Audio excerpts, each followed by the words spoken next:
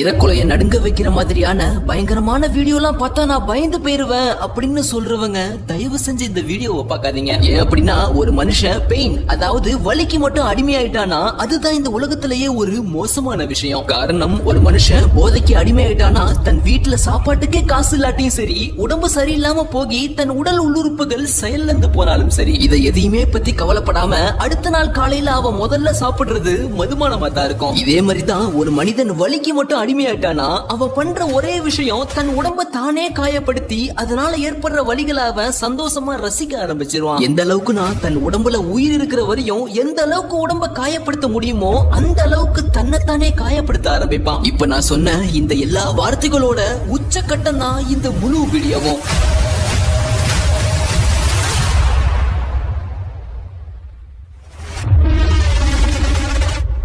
சரியா 1940 அது இரண்டாம் உலக போர் நடந்துட்டு இருந்த நேரம் வேற. மொத்த உலகமும் ஜெர்மனியை தோற்கடிக்கணும்னு என்னென்னமோ முயற்சி எடுத்துட்டு இருந்தது. காரணம் அந்த டைம்ல ஜெர்மனி பல நாடுகளை கைப்பற்றிட்டு இருந்தது. அப்போ ஜெர்மனி ராணுவ வீரர்கள்ட்ட இரவு முழுக்க தூங்காம சண்டை போட பல ரகசிய மருந்துகள் இருந்தது. அதுதான் அவங்க பல போர்ல வெற்றி பெற முக்கிய காரணமாகவும் இருந்தது. இதை புரிஞ்சுக்கிட்ட எக்கச்சக்க நாடுகள் தங்களோட ராணுவ வீரர்களும் தூங்காம இருக்கிறதுக்காக சில மருந்துகளை தயாரிக்க ஆரம்பிச்சது.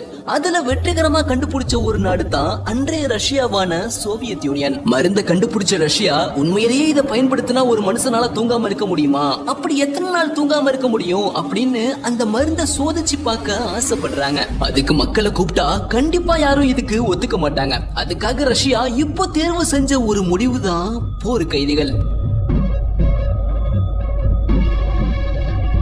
ஜெர்மனிக்கும் ரஷ்யாவுக்கும் போர் நடந்தப்போ அதுல மாட்டின பல ஜெர்மன் கைதிகள் ரஷ்யாட்ட தான் இருந்தாங்க. அதுல ஒரு 5 கைதிகளை கூப்பிட்டு அவங்கள்ட்ட ஒப்பந்தம் பேச ஆரம்பிக்குது ரஷ்யா. அப்படி என்ன பேசுனாங்கன்னா, தூங்காம இருக்கிறதுக்காக நாங்க ஒரு சோதனை பண்ணிட்டு இருக்கோம். அதுல நீங்க 5 பேரும் 30 நாள் தூங்காம இருந்தீங்கன்னா உங்களோட எல்லா தண்டனையும் நிராகரிச்சு நீங்க விடுதலை பெற உங்களுக்காக நாங்க அரசாங்கத்திட்ட பரிந்து பேசுறோம் அப்படின்னு சொல்லவும், விடுதலை அப்படிங்கிற வார்த்தையை கேட்கவும் அந்த 5 பேரும் இதை கேட்ட அடுத்த நொடியை சம்மதிச்சிட்டாங்க. இதை செய்யறது யாருன்னா ரஷ்யாவோட ஒரு மிகப்பெரிய ஆராய்ச்சி குழு. அவங்க இருக்கிற இந்த இடமும் மக்கள் நடமாட்டம் இல்லாத மறைவான இடத்துல இருக்கிற ஒரு கட்டிடத்துக்குள்ள. இறுதியா சோதனையும் தொடங்கப்படுது. எப்படின்னா ஒரு 4 சுவர் கொண்ட அறை, அங்க நடக்கிற அத்தனை சத்தங்களையும் ரெக்கார்ட் பண்ண சுற்றிலும் மைக்ரோபோன், அங்க நடக்கிற விஷயங்களை பார்க்க அந்த ரூமுக்கு நடுவுல ஒரு பெரிய கண்ணாடி. ரூமுக்கு உள்ள இருக்கிறவங்க அத ஒரு கண்ணாடியா தான் பார்க்க முடியும். ஆனா அந்த அறைக்கு வெளியே இருக்கிறவங்க உள்ள என்ன நடக்குதுன்னு தெளிவா பார்க்க முடியும் அந்த கண்ணாடி வழியா. அறைக்குள்ள போதுமான அளவு மூச்சு விட ஆக்சிஜன் இருக்கான்னு செக் பண்ண உள்ள ஒரு ஆக்சிஜன் மீட்டர் வச்சு அதை வெளியே இருந்தே மானிட்டர் பண்ணிக்கலாம். இப்போ அந்த அறைக்குள்ள சாப்பாடும் வைக்கப்பட்டு தூங்காம இருக்க தயாரிக்கப்பட்ட அந்த மருந்தையும் ஒரு கேஸ் வடிவத்துல அந்த ரூம்குள்ள செலுத்தி இப்போ அந்த 5 போர் கைதிகளையும் அந்த அறைக்குள்ள விட்டு கதவெல்லாத்தையும் மூடி அந்த முழு அறையையும் சீல் பண்றாங்க.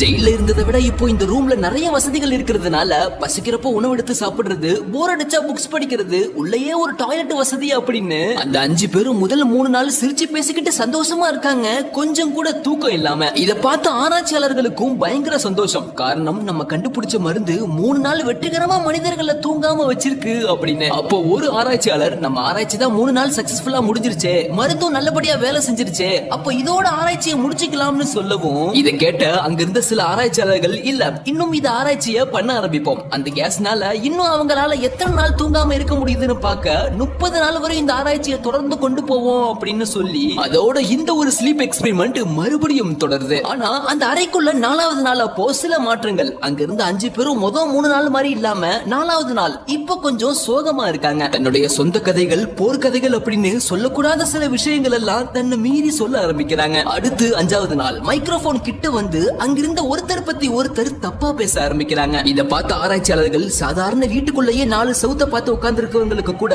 சில மன அழுத்தம் மாதிரி ஏற்படும். இப்படி இருக்கும்போது இந்த ஒரே அறைக்குள்ள இருக்கிற இந்த 5 பேருக்கும் இது ஒரு சாதாரண விஷயம் தான் அப்படின்னு ஆராய்ச்சியை மறுபடியும் தொடர ஆரம்பிக்கிறாங்க. அடுத்து 6, 7, 8 இந்த 3 நாட்கள்லயும் அந்த 5 பேரோட நடத்தை மாற்றங்கள்ல இன்னும் அதிகமாகுது. எந்த அளவுக்குன்னா அங்கிருந்த ஒருத்தருக்கு ஒருத்தர் பக்கத்துல உட்கார்ந்து பேசுறதெல்லாம் நிப்பாட்டிட்டு அதுக்கு பதிலா ஆளே இல்லாத இடத்துக்கு போய் நின்று தனியா யாரு கூடயே பேசுற மாதிரி பேசிட்டு இருக்காங்க.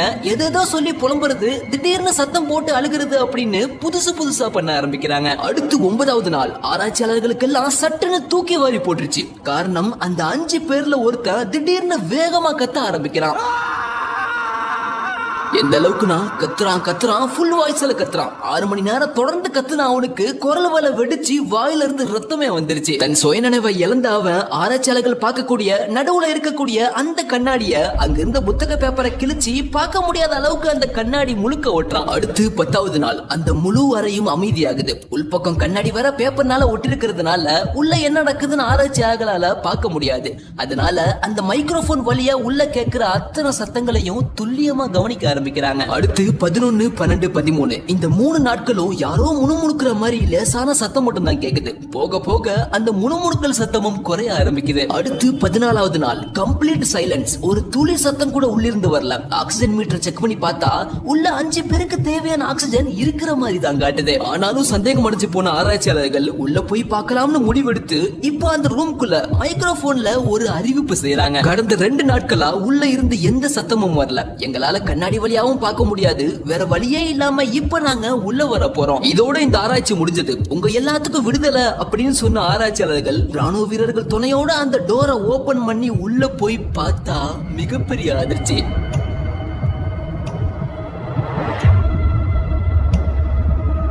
9வது நாள் தொண்டை கிளிய கத்துனவன் ஆல்ரெடி இறந்து போய் ஒரு மூலையில போய் கிடக்கிறான். மீதி 4 பேர் உடம்புல சரியான காயம். அதுவும் ஒருத்தருக்கு ஒருத்தர் காயப்படுத்திக்கல, அவங்க தன்னைத்தானே காயப்படுத்திருக்காங்க. எந்த அளவுக்குனா உடம்போட சதையும் எலும்புகளும் தெரிகிற அளவுக்கு நகத்தை வச்சும் பற்களை வச்சும் கடிச்சு இழுத்திருக்காங்க. இந்த கோர சம்பவத்தை பார்த்த ஆராய்ச்சியாளர்கள் அந்த 4 பெரிய மருத்துவமனைக்கு கொண்டு போய் ஆபரேஷன் பண்றதுக்காக கிழிஞ்ச பகுதிகளை தையல் போடுறதுக்காக மயக்க மருந்து கொடுக்கும் போதே அதுல ஒருத்தர் இறந்து போயிடுறான். சரி, மரத்து போக வச்சு ஆபரேஷன் பண்ணலாம்னு அனஸ்தீசியா ஊசி போட்டா அதுல இன்னொருத்தன் இறந்து போயிட்டான். இப்போ மீதி இருக்கிறது 2 பேர் மட்டும்தான். வேற வழியே இல்லாம டைரக்டா அந்த 2 பேருக்கும் தையல் போட்டு ஆபரேஷன் பண்ணப்போ கொஞ்சம் கூட உடம்புல வலி இல்லாம ஆபரேஷனை என்ஜாய் பண்ணி ஃபீல் பண்ண ஆரம்பிக்கிறாங்க அந்த 2 பேரும். ஆனாலும் எங்களுக்கு அந்த கேஸ் வேணும், நாங்க அந்த அறைக்குள்ள போகணும், உடம்புல இன்னும் காயங்கள் ஏற்படணும் அப்படின்னு அவங்க 2 பேரும் ஹாஸ்பிட்டல்ல கத்திக்கிட்டே இருக்க இத பார்த்த ஒரு சீஃப் சயின்டிஸ்ட் அப்படி என்ன நடக்க போகுதுன்னு பாத்துருவோம்னு சொல்லி மறுபடியும் அந்த 2 பேரையும் அந்த அறைக்குள்ள கொண்டு போய் விட அதுல ஒருத்தன் உடனே இறந்து போய் இன்னொருத்தன் தனியாலா அந்த அறைக்குள்ள உச்சக்கட்ட வேகத்துல ரொம்ப நேரம் கத்திக்கிட்டே இருந்து ஒரு மிருகம் போல செயல்பட ஆரம்பிக்க இதெல்லாம் பார்த்து கோபமான ஒரு போலீஸ் ஆபீசர் டக்குன்னு துப்பாக்கி எடுத்து அவனை சுட்டு ஏண்டா எங்களை போட்டு உயிரை வாங்குறேன்னு ஒரு வார்த்தையை சொல்லவும் இதை கேட்ட அந்த 5 பேர்ல மீதி இருந்த அந்த கடைசி மனுஷன் அப்போ என்ன சொன்னா தெரியுமா? நானா உங்களை இந்த ஆராய்ச்சி பண்ண சொன்னேன். ஒவ்வொரு மனிதர்களுக்குள்ளயும் இப்படி ஒரு மிருகம் தூங்கிட்டு தான் இருக்கும். அதை தான் நீங்க இப்போ தட்டி எழுப்பி வெளியே கொண்டு வந்திருக்கீங்க அப்படின்னு அவ சொல்லவும் இதை கேட்ட அதிகாரி, டாக்டர்ஸ், ஆராய்ச்சியாளர்கள்னு அத்தனை பேரும் ஆடி போயிட்டாங்க. அதோட அந்த 5வது மனுஷனும் அங்கேயே இறந்து போறான். இதோட இந்த ரஷ்யன் ஸ்லீப் எக்ஸ்பெரிமெண்ட்டும் முடிவடையுது. ஒரு மனுஷன் 15 நாள் தூங்காம இருந்தா ஒண்ணு கோமாக்கு போயிருவான், இல்ல அதிகபட்சம் இறந்து போயிருவான். இந்த மாதிரி தன்னைத்தானே காயப்படுத்திக்க மாட்டான். இது ஒரு கட்டுக்கதைன்னு சில பேர் சொல்றாங்க. இன்னும் சில பேர் இது அந்த காலத்துல உண்மையிலேயே ஒரு நாட்டில் நடந்த சம்பவம்னு சொல்றாங்க. எனிவே, இந்த வீடியோ பத்தி நீங்க என்ன நினைக்கிறீங்க? ஒரு மனுஷன் 15 நாள் தூங்காம இருந்தா அப்படி அவனுக்கு வேற என்ன நடக்கும்? இந்த ரஷ்யன் ஸ்லீப் எக்ஸ்பெரிமெண்ட் பத்தி இதுக்கு முன்னாடி வேற எந்த சேனல்ல பாத்திருக்கீங்க அப்படின்னு மறக்காம கீழே கமெண்ட் பண்ணுங்க. நானும் அதை படிச்சு தெரிஞ்சுக்கிறேன். அடுத்து ஒரு இன்ட்ரெஸ்டான வீடியோவுடன் மீண்டும்